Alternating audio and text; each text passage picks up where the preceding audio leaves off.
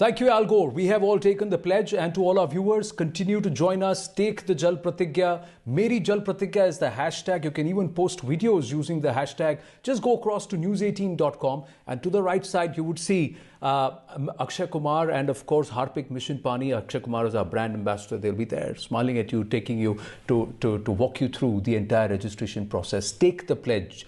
लीजिए जल प्रतिज्ञा हमारे साथ। और अब बात अक्षय कुमार की कर रहे हैं, तो अगर देश भर से जहां छात्र छात्राएं जुड़ रहे हैं हमारे साथ, हमारी इस मुहिम के साथ, जल्दी से सुन लेते हैं अक्षय कुमार का एक बहुत प्यारा मैसेज। आज जल प्रतिज्ञा दिवस के दिन, आज today is also world toilet day.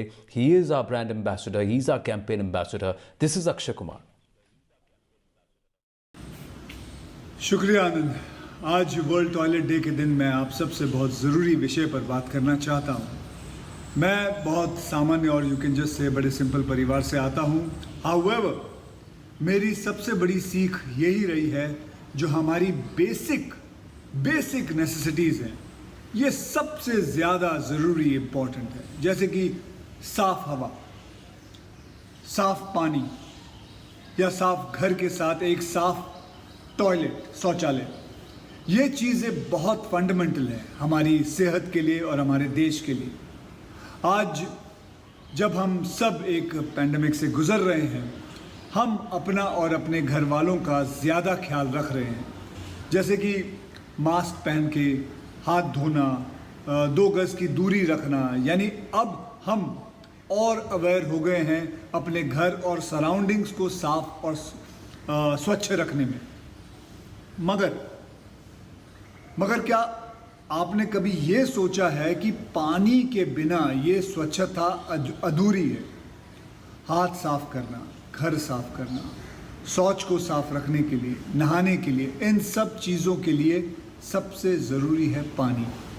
इसलिए मैं जुड़ा हूँ इस मिशन पानी के साथ, स्वच्छता और पानी के बारे में आप सबको बताने के लिए।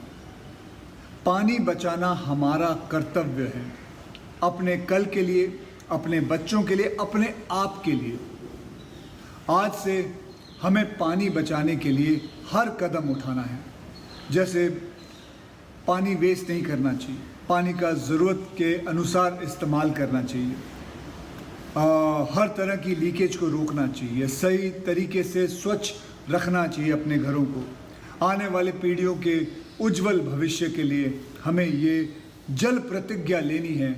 अब हम सबको साथ मिलकर पानी बचाने के लिए कदम बढ़ाना है।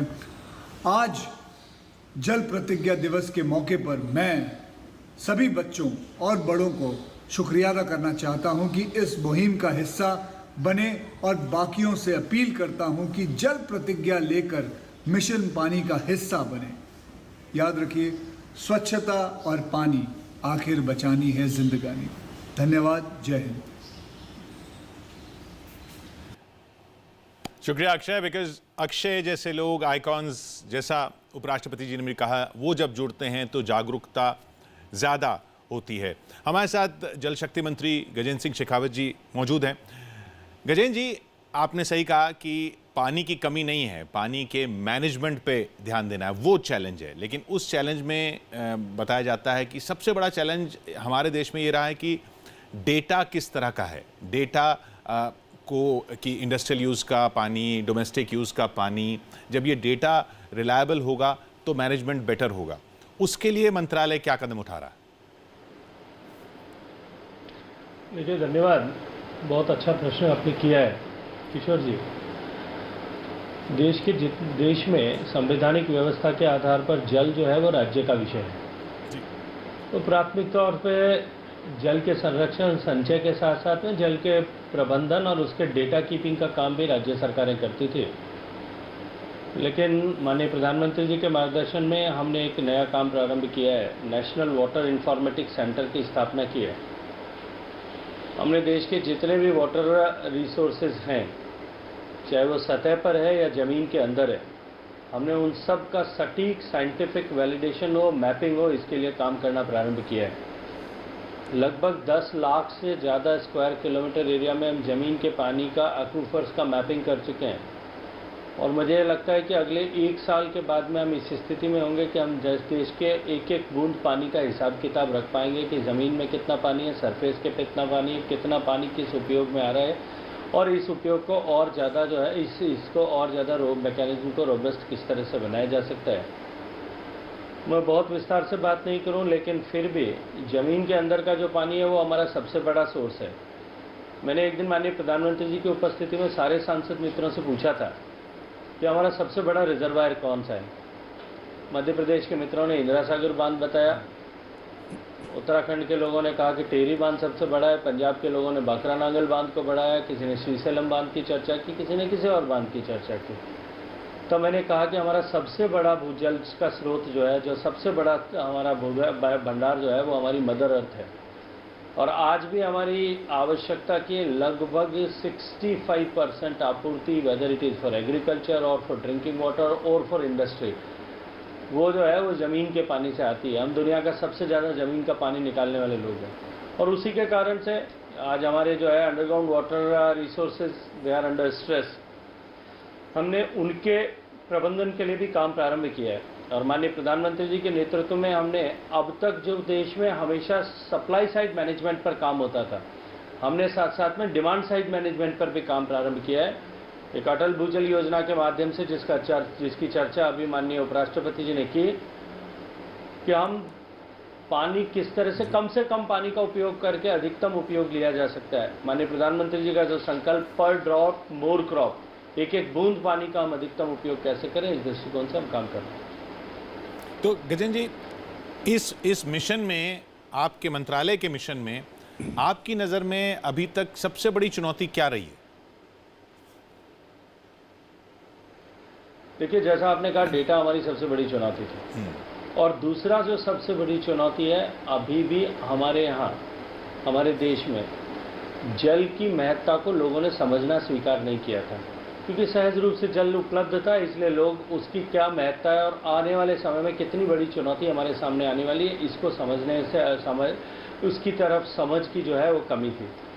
दूसरी सबसे बड़ी चुनौती जो हमारे सामने है वो, क्योंकि हमारे मैक्सिमम डिपेंडेबिलिटी, जैसे मैंने कहा, अंडरग्राउंड वाटर रिसोर्सेज पर है, and since underground water is an infinite source तो नहीं है, इनविजिबल सोर्स है, तो हम इनविजिबल होने के कारण से उसको इन्फिनिट मान करके बैठे हैं। हमें जानकारी नहीं है कि ज़मीन के अंदर अब कितना पानी शेष बचा है। तो इस अध्ययन के आधार पर कि आने वाले समय में कब आपके यहाँ पे पानी की कमी होने वाली है, यदि लोगों को जागरूक कर दिया जाएगा, तो निश्चित रूप से भूगर्भ जल के पुनर्गर्भ भरण के लिए भी वो काम करेंगे, और पानी का जो है जुडिशियस यूज़ करना प्रारंभ कर देंगे।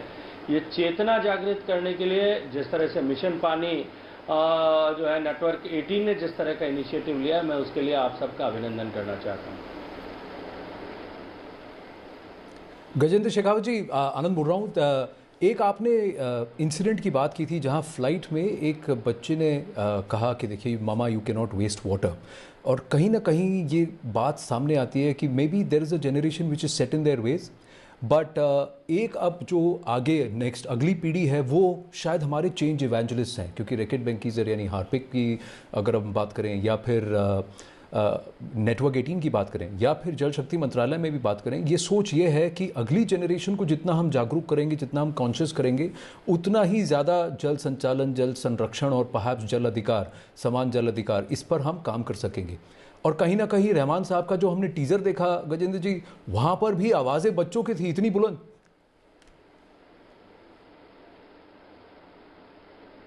देखिए, बिल्कुल निश्चित रूप से मैं रहमान साहब का भी धन्यवाद करना चाहता हूँ, अक्षय कुमार जी का भी। मैंने एक उल्लेख किया था अभी जब अपनी बातचीत के समय में भी, कि जब माननीय प्रधानमंत्री जी के नेतृत्व में हम देश में स्वच्छता का अभियान कर रहे थे पिछले 5 साल में, सरकार ने अपनी तरफ से भूमिका निभाई होगी, राज्य सरकारों ने भी निभाई होगी, डिस्ट्रिक्ट एडमिनिस्ट्रेशन ने पिवटल रोल प्ले किया होगा, लेकिन समाज का आम व्यक्ति जुड़ा था। और ये केवल इंफ्रास्ट्रक्चर डेवलपमेंट का काम नहीं था, केवल शौचालय निर्माण का काम नहीं था, दुनिया भर के स्टिग्मास एंड टैबूज उसके साथ में जुड़े हुए थे कि घर में टॉयलेट नहीं होना चाहिए, उससे अशुद्धि होती है। लोग खुले में शौच वर्षों से, पीढ़ियों से ये काम कर रहे थे, इसलिए उनको लगता था कि ये ही करना उचित है, और उसको बदलने की जिम्मेदारी साधारण महिलाओं ने ली और गांव के छोटे छोटे बच्चों ने ली। और उन्होंने सैनिटेशन वॉलंटियर्स के लिए जिस तरह से काम किया, एक विसल ब्लोअर की तरह काम किया कि अगर किसी को खुले में शौच करते हुए देखते थे, सीटी बजाते थे, उनका लोटा छीन करके भाग जाते थे, और उसके कारण से हम बिहेवियर चेंज कर पाए और आज हम कह सकते हैं कि हमारा देश जो है ODF डिक्लेयर हुआ है। तो निश्चित रूप से मैं मानता हूं कि जब समाज का आम व्यक्ति जुड़ता है और विशेष रूप से नई पीढ़ी जुड़ती है तो वो जो है हम सफलता के रास्ते को बहुत छोटा कर देते हैं, सफलता में लगने वाले समय जो है उसको बहुत कम कर सकते हैं, बचा सकते हैं।